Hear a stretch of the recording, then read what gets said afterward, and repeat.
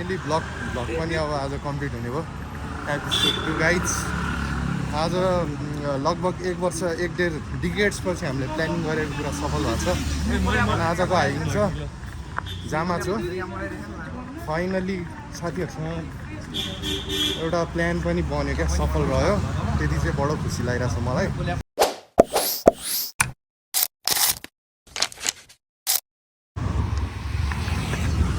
So guys हामी चाहिँ शिवपुरी के अरे राष्ट्रिय के अरे निकुञ्ज होइन यो क्षेत्रमा आइसकेका छौँ जामा चाहिँ यही माथिको डाँडा हो हामी चढ्नुपर्छ अहिले सबै त्यहाँ उताबाट इन्ट्रान्स छ अनि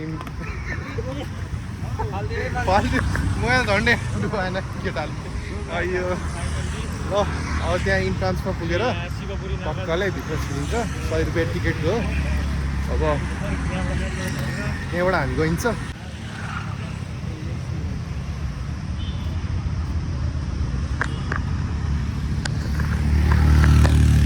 हामी चाहिँ अहिले हिँड्दैछौँ इन्ट्रान्समा पुग्न चाहिँ 10-15 मिनट लाग्ला हल्का माथि छ त्यहाँ इन्ट्रान्समा चाहिँ फेरि सब मिलिट्री आर्मीहरू हुने क्या अनि त्यहीँबाट हाम्रो टिकट काटेर जस्तो हुन्छ क्याम्पिङ चाहिँ तर जङ्गल चाहिँ लास्ट हो यार कत्रो हाइटमा छ होइन हेर्नु त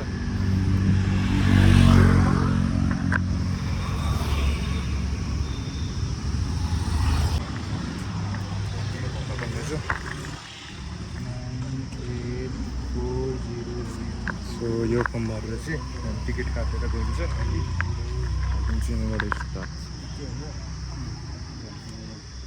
सो गाइज यही हो अब यहीँबाट सुरु गर्ने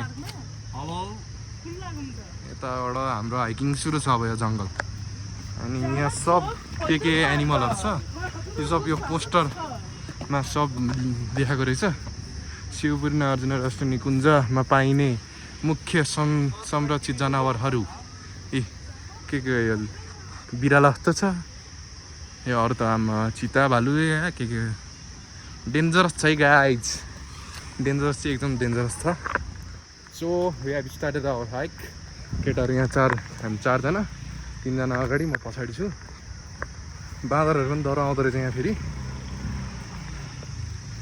अनि बाटो चाहिँ यु क्यान सी हाइकिङ गर्नलाई चाहिँ बेस्ट छ फटाफट हिँडिन्छ हो अन्त केटा हो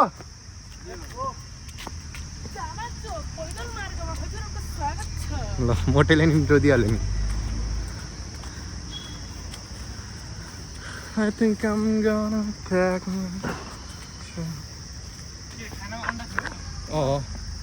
अन्डा चाहिँ फेरि यहाँ गाइज तपाईँहरू यदि आउनु मन छ नि मासु अन्डा सिगरेट्स अर एनिथिङ स्मोक र अब भेपिङ सेपिङ यस्तो चाहिँ अलाउड छैन केही पनि धारिलो पदार्थ इभन अन्डा धरि अलाउड हुने रहेछ क्या यहाँ मैले चाहिँ जस्ट फ्राई गरेर ल्याएको थिएँ यहाँ अनि त्यो फ्राई गरेर मिक्स भएको कारण चाहिँ ल्याउनु दियो छुट्टै अन्डा ल्याएको चाहिँ दिँदैन रहेछ कत्रो ठाडो रहेछ त यार गाइज 90 डिग्रीमै रहेछ यार हाइकिङ त हट रमाइलो छ नि यहाँनिर ठाउँ त यस्तो दिनमा चाहिँ यस्तो ठाउँ देख्न पाउनु भने हट मलाई लाग्छ मलाई चाहिँ चिरबिर गर्न छ खालि अलिक भना जस्तो लाग्दैन नाति गएपछि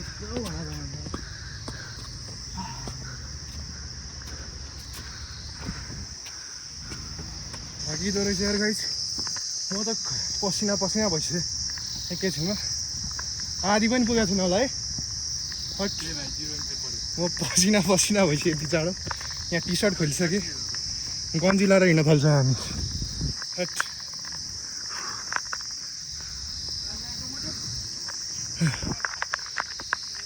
जस्तो गर्नुपर्छ यार हाइकिङ पनि फिजिकल हेल्थ त बनाउनु पऱ्यो नि हाम्रो मोटे हिँड्न नसकेर तनाव छ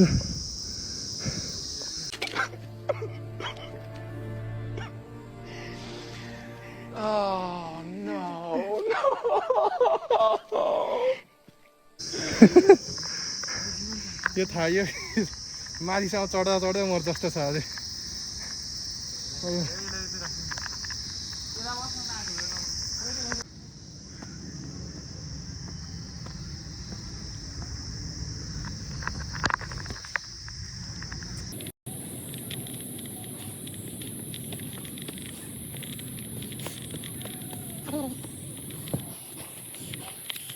मोटे यहाँ आउन नसकेर तनावमा छ।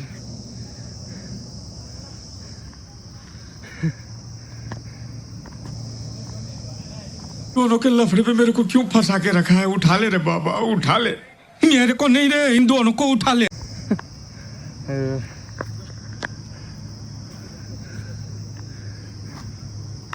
केटाहरूले त रिस्की बाटोमा ल्याएर स्टेज छोडेर हामी यस्तो चढेर ठाडै हट।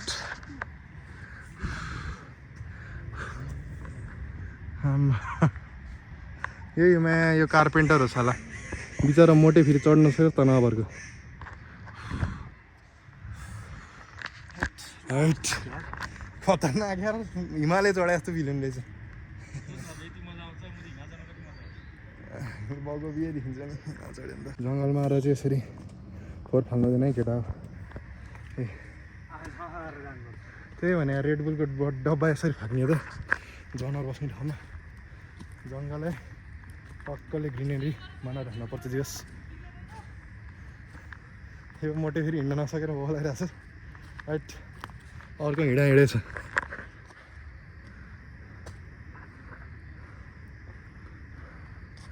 बबाल छ है जङ्गलको बिचमा। फुलबारी गेट जाने बाटो रहेछ त। Military zone no entry.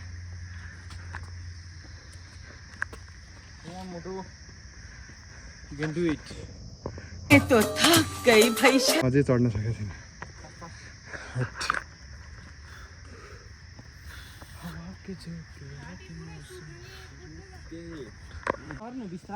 अब ऊ चाहिँ फटाफट हिँड्यो, हामीले धेरै मक गरेर।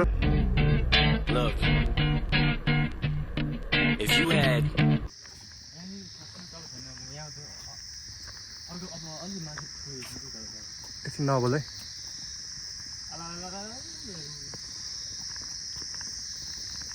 सो फाइनल गाइज हामी चाहिँ यहाँ मिलिट्रीको माथिको चेकिङमा आइसक्यौँ।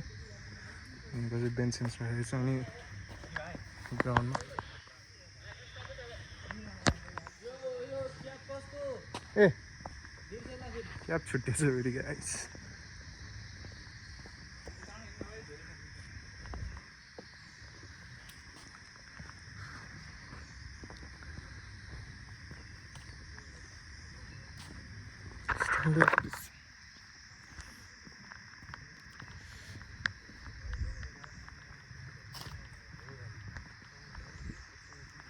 यस्तो रमाइलो रहेछ रिक्नु चाहिँ।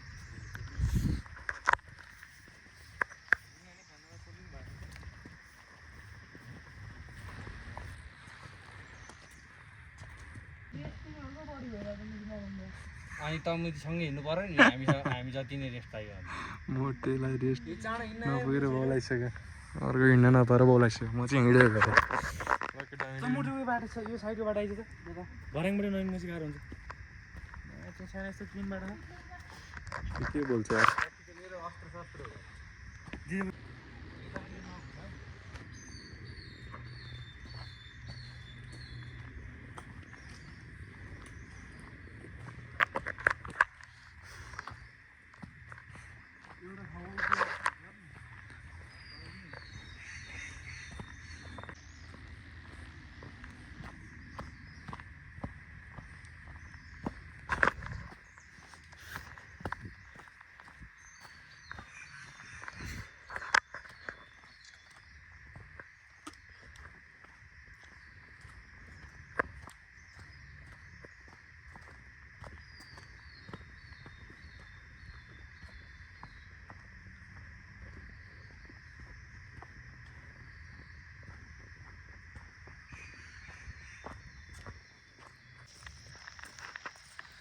धेरै माथि पुगिसक्यो हामी।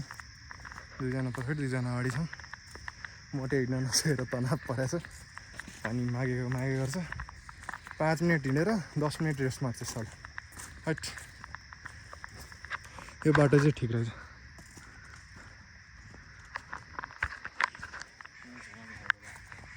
अर्को यहाँ हाम्रो सगरमाथा चढ्नको लागि अहिलेदेखि ट्रेनिङ लिँदैछ। त्यो भएर सबै झोलाइलाई थमाइदिएको छौँ हामीले। लेगाली हो क्या फेरि लेगाली सर यस्तै हाम्रो लेगाली भइसक्यो। ल हिँड्यौँ गाइज।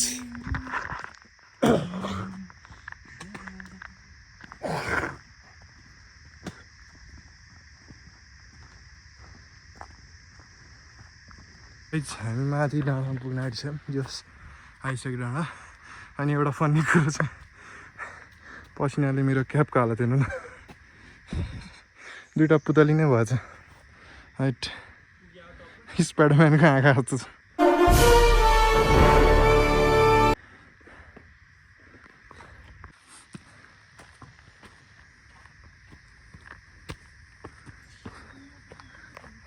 Finally.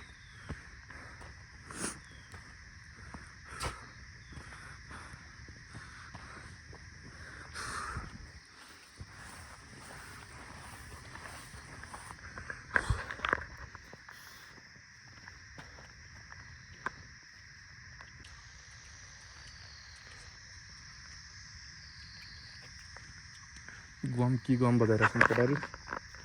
अनि अझै आधीमा पुग्यौँ, अझै माथि छ भन्दा। अहिले चाहिँ हामी एउटा बस्ने यसो ठाउँ बनाएर चाहिँ अनि यहीँ बसिरहेको छौँ, अम्बा सम्बा खाँदै। अनि लु हेर्स द भ्यू, बब्बाल छ यार भ्यू चाहिँ।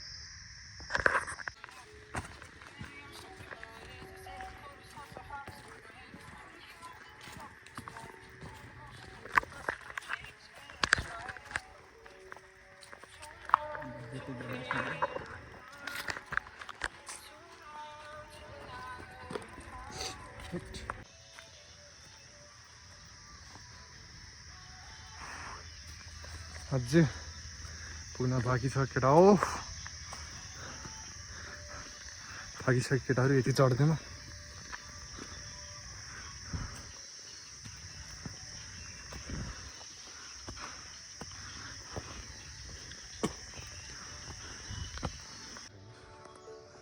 आपतकालीन नम्बरमा पुग्यो।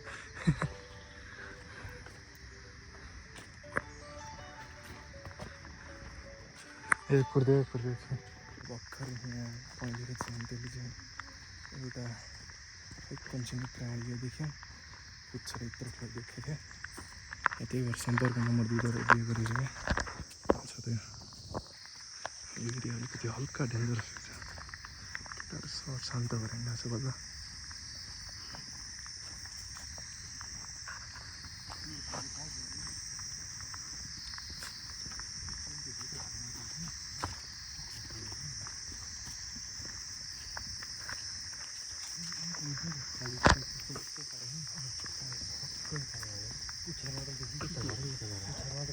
पुच्छाना त भेको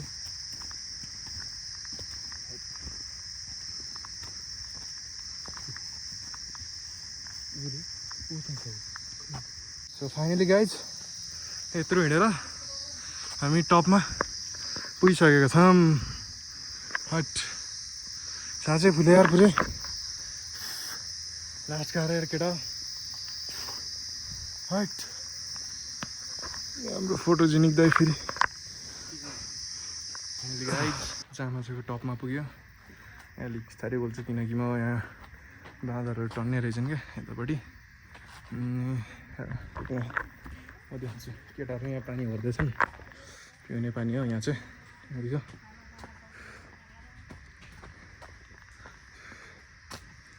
त्यो त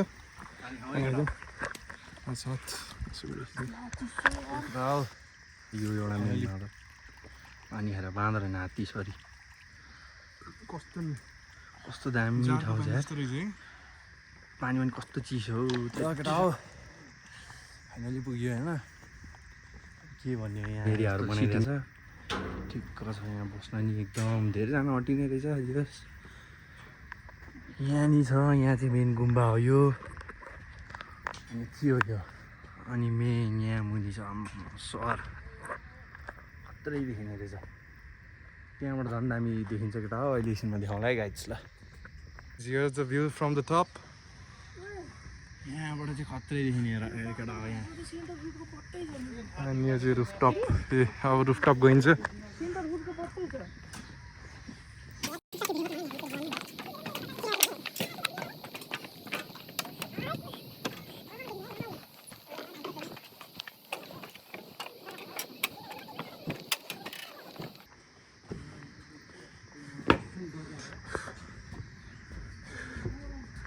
फाइनली पुग्यो।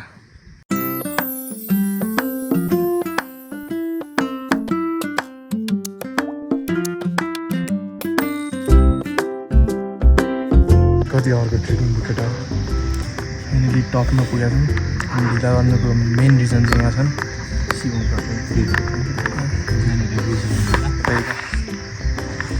यहाँ जोसिलो पार्ने उडाउँदै छ ऊ थाके छैन त भ्लगमै हाल्ने हो भ्लगमै हाल्नु मेन यो भ्लगमै हाल्नु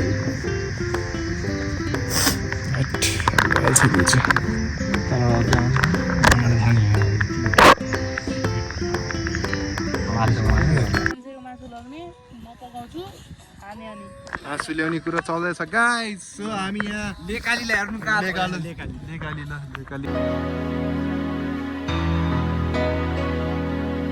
गाइज हामी यहाँ माथि टपमा आइसक्यौँ टपमा आएर कति आधा डेढ 1 घन्टा जति बस्यौँ होला यहाँ भ्यू टावरमा अनि उता तलतिर बस्यौँ अनि भ्यू चाहिँ जे भन्यो नि बवाल छ पुरै हाम्रो काठमाडौँ यतापट्टि नुवाकोट सब देखिँदो रहेछ यता भइहाल्यो अनि हामी उता एकछिन बस्यौँ उता तल देन यहाँ माथि भ्यू टावरमा पनि बस्यो अब हामी के गर्न फर्किँदा सो लेट्स गो एभ्रीवान सिधै मुनिको यात्रा यत्रो चढेर माथि आइयो मुनि गइरहेछ वाउ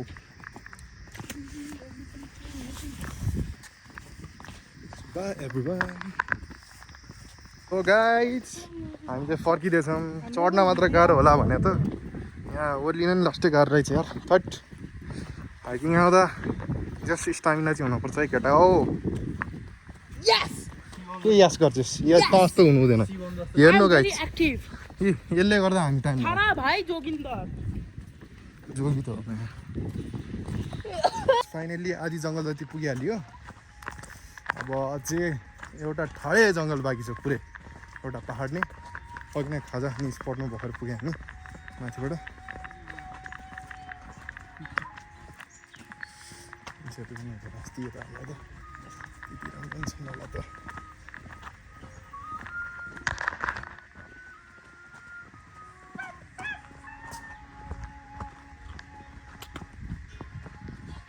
झर्दा मर्न आँटिसक्यो गाइज देखेर मर्दो रहेछ झन् झर्दा त हट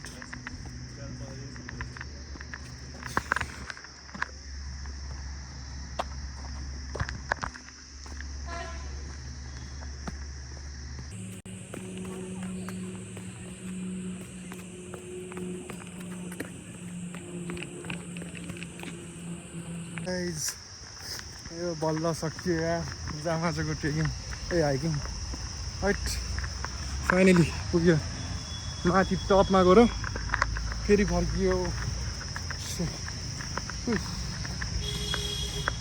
जाँदा नि पसिना आउँदा नि फर्किँदा नि पसिना हट